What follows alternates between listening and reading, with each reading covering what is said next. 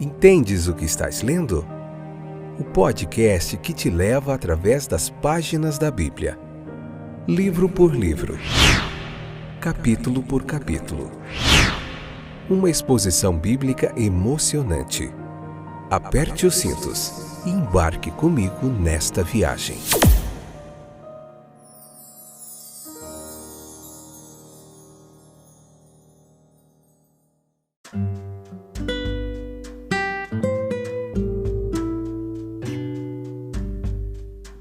Olá, eu sou o Fábio e esse é mais o último episódio do Evangelho de Lucas. Vocês acreditam, meus queridos ouvintes? Nós chegamos no último episódio do livro de Lucas.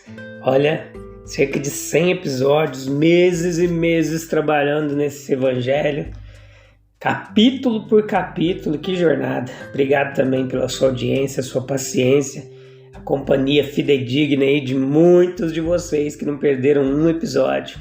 Hoje o capítulo 24, a parte 4, episódio número 354, esta é a 4ª temporada. No próximo episódio nós já estaremos vendo a introdução ao livro de Levítico, tá bom? Eu conto com vocês para nós juntos caminharmos também através do livro de Levítico, aprendendo muita coisa legal da palavra de Deus, tá bom? Vamos lá então? Sem perca de tempo. Vamos lá, concluir aqui. Esse finalzinho aqui do Evangelho de Lucas, ele nos fala muito sobre o testemunho. Jesus, ele fala: vós sois testemunhas. Estando entre as últimas palavras que Jesus falou aos seus apóstolos, essas estavam. Essas palavras devem ter permanecido nos corações deles pelo resto da vida deles. Em momentos de dúvida ou de depressão ou de perigo, a lembrança de que seu Senhor os incumbiu que eles sejam minhas testemunhas, pode muito bem tê-los estimulado e fortalecido para uma nova coragem e uma ação renovada.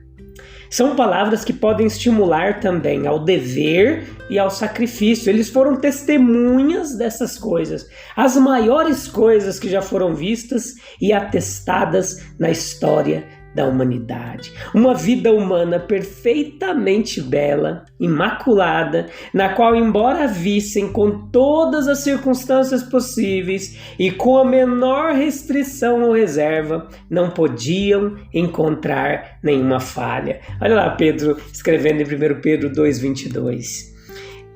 Obras de poder que eram invariavelmente obras de piedade e bondade, de tal natureza que não havia possibilidade de erro.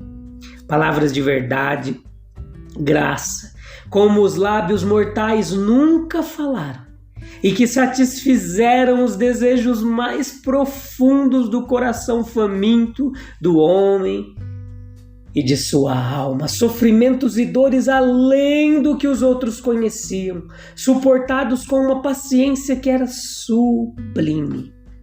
Uma morte sofrida com vergonha, dor, em meio às maravilhas naturais. Uma gloriosa ressurreição da sepultura. Esta era uma mensagem, e é uma mensagem de misericórdia, de esperança, a ser entregue a toda a humanidade em nome deste grande mestre, curador, sofredor, conquistador. Nós também podemos testemunhar em palavras estas coisas. Nós estamos familiarizados com a vida santa e bela de Jesus Cristo. Nós conhecemos o pensamento porque nós temos a mente de Cristo em todos os assuntos mais profundos e elevados com os quais nosso caráter e nosso destino estão ligados. Estamos familiarizados com os sofrimentos e tristezas do Salvador, pois a história de sua paixão é mais conhecida por nós do que qualquer outra história. Não está apenas em nossa memória, está em nosso coração. Nós podemos falar de sua morte, de seu triunfo sobre a sepultura. Sabemos bem qual é a mensagem de verdade e graça que ele deseja que seja declarada ao mundo inteiro. Podemos falar dele e para ele. O que os homens querem ser convencidos é que o cristianismo é uma força viva que não só tem sentimentos muito bons. Não, é mais do que isso. Ela não tem só sentimentos bons a ensinar. Estes podem ser encontrados em outros lugares, mas é um poder espiritual que pode salvar os perdidos, pode abrandar corações duros, pode humilhar os orgulhosos, pode despertar os indiferentes e obtusos, pode infundir alegria no coração dos pobres e humildes, pode dar descanso de espírito aos que estão cercados pelos cuidados do tempo, pode encher a alma de terna simpatia e incitar a generosidade e a autoestima. Tudo isso a mensagem do Evangelho é capaz de fazer. E qual que é o segredo dessa força espiritual, meus queridos? Qual é o segredo? Versículo 49 do capítulo 24. Como aconteceu que os apóstolos de nosso Senhor se tornaram homens tão fortes e fizeram um trabalho tão nobre para seu mestre e para a humanidade, tão cedo depois de manifestarem tanta fraqueza? Eles vinham recebendo por muitos meses a inestimável vantagem do próprio ensino de Cristo para seu esclarecimento mental e sua própria influência para o seu enobrecimento espiritual. E este ensino e treinamento não pode ter sido, podemos dizer com confiança que não foi, sem grande valor ao longo de seu curso subsequente. No entanto, eles, sem dúvida, careciam de algo que os completaria para a grande tarefa que tinham pela frente. Eles mostraram pouca determinação, pouca coragem e pouca compreensão do objetivo de seu mestre. E isso é também no final do ministério de Jesus, quando seu grande e especial privilégio estava expirando.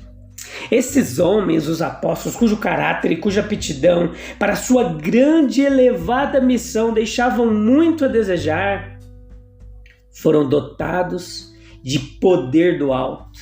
Sim, eles receberam e tornaram-se maravilhosamente equipados, admiravelmente adaptados à nobre missão para a qual Cristo os designou. Eles se tornaram fortes, sofreram regozijando-se por terem sido considerados dignos de sofrer vergonha por causa do Mestre e do nome de Jesus.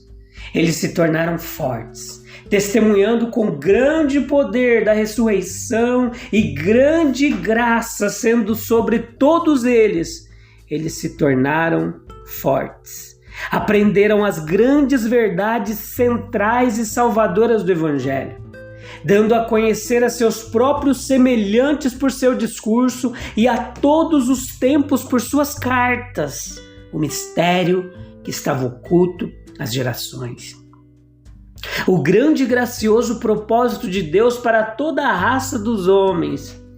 Eles se tornaram fortes. O que o trabalhador cristão quer é o poder que vem imediatamente de Deus, a inspiração do Espírito Divino, as investiduras milagrosas que acompanharam o dom do Espírito. O poder de curar sem falhar ou falar sem erro não era nada comparado ao poder de testemunhar sem medo e viver sem reprovação. E a ascensão de Jesus. Versículo 50 do capítulo 24. Jerusalém, que ultimamente havia tingido suas mãos no sangue de seu Messias, mas como antiga morada de Deus, como a sede e fonte da verdade celestial. A partir daquele momento, Jerusalém significava outra coisa para a humanidade, meus queridos. Cristo assumiu seu significado quando ressuscitou. Todas as associações de amor e esperança, de grandeza e alegria que pertenciam ali, aquele terreno, aquela terra sagrada, são transferidas para a cidade celestial, onde ele habita em glória, onde reina em poder. Há uma transferência não formal, mas real, do religioso, do centro e metrópole do pensamento religioso da Jerusalém de baixo para a Jerusalém de cima. Eles sobem a encosta, atravessam o cume, aproximam-se de Betânia. Ele para, eles se reúnem, ele olha para eles, ergue as mãos, começa a abençoá-los. Que amor indizível, naquele olhar de despedida do Mestre Jesus. Que riquezas incalculáveis nessas bênçãos dispensadas, quando lentamente ele começa a se levantar. A terra perdeu seu poder de mantê-lo. Os céus que o esperam o reivindicam como seu. Ele se levanta, mas ainda assim, como ele flutua para cima através do ar cedendo, seus olhos estão voltados para aqueles homens que estão olhando para cima. Seus braços estão estendidos sobre eles em atitude de bênção, e a sua voz é ouvida enquanto ele sobe, com os olhos tensos enquanto o seu corpo diminui para a visão, até que a nuvem comissionada o envolve e corta toda a visão adicional. Houve entradas triunfantes neste nosso pequeno mundo e na história de nossa raça humana, derramando em alta aclamação, orgulho e alegria de muitos milhares de corações. Embora incapazes de formar qualquer concepção que possa se aproximar da gloriosa realidade, ainda assim podemos gostar de nos demorar na imaginação sobre essa cena abençoada. A sua luta terminada, suas dores suportadas, suas tentações enfrentadas e dominadas, a sua obra terminada, a sua grande batalha travada e a sua vitória conquistada. O vitorioso Senhor passa por todas as fileiras da hoste angelical, em meio à sua adoração reverente e aclamações de adoração para seu trono de poder e glória. Os discípulos sentiram desânimo, vazio, tristeza inconsolável. Será?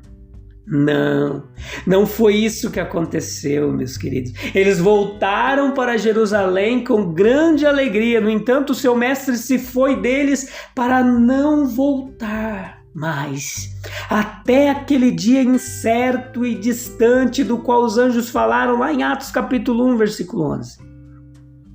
Eles agora estavam perfeitamente seguros da missão divina de Jesus Cristo. Sua morte lançou uma sombra escura de dúvida e pavor sobre seus corações, mas a ressurreição havia reavivado a confiança e a esperança deles. Mas esta manifestação final, este sinal nos céus, este ato de ser levado, como Elias para o céu, varreu o último fragmento de dúvida que pode ter sido deixado para trás. Eles agora estavam absolutamente certos, sem qualquer reserva ou qualificação, de que o mestre que eles amaram e serviram era de fato seu verdadeiro Messias, o enviado de Deus, digno de sua mais profunda veneração e seu mais forte apego. Então eles o adoraram com reverência e voltaram para Jerusalém com a alegria da fé e do amor enchendo suas almas. Não há miséria tão insuportável quanto a dúvida, e não há bem-aventurança tão doce quanto o descanso do coração após a inquietação espiritual. Com ele ao lado deles, como ele havia estado, eles não teriam se tornado os homens nele que se tornaram depois que ele os deixou. Eles vieram a conhecê-lo, amá-lo, servi-lo como divino salvador da humanidade. Isso os tornou homens mais dignos e servos mais verdadeiros de seu Senhor. todas as ambições terrenas a respeito da mão direita e esquerda do trono foram transformadas em uma nobre consagração ao Senhor invisível. Se ele tivesse vivido e reinado em Jerusalém ou em alguma outra metrópole sagrada, ele só teria sido acessível àqueles que moravam ou viajavam para lá. Mas agora ele está com todos nós, pois o céu está em toda parte. O trono da graça está ao alcance do mais fraco sussurro que vem do coração mais sobrecarregado. De toda a alma que o busca, para toda ela, ele está disponível. A tudo que é terreno associamos mudança e morte. Com o celestial nós conectamos o pensamento de continuidade e vida. De nosso Senhor Celestial nós podemos pensar e nos deleitamos em pensar que Ele é sempre o mesmo, ontem, hoje, para sempre, que enquanto aos humanos não são permitidos continuar aqui por causa da morte, Ele tem um sacerdócio imutável e é capaz de salvar para sempre todos aqueles que vêm a Deus por meio dele, que é o caminho. Que fantástico, que jornada maravilhosa. Você não pode perder nenhum episódio. São cerca de 100 episódios do Evangelho de Lucas. Escute cada um com calma, em silêncio e oração. Tenho certeza que você vai ser edificado e vai aprender muito. Nós vamos agora para o próximo livro, o 5º livro da Bíblia, que nós já temos feito aqui a comentário em áudio. Vai ser o livro de Levítico. Depois a gente volta para outro evangelho do Novo Testamento. Tá bom? Te espero lá. Introdução ao livro de Levítico, no próximo episódio, na 5ª temporada. Um abraço.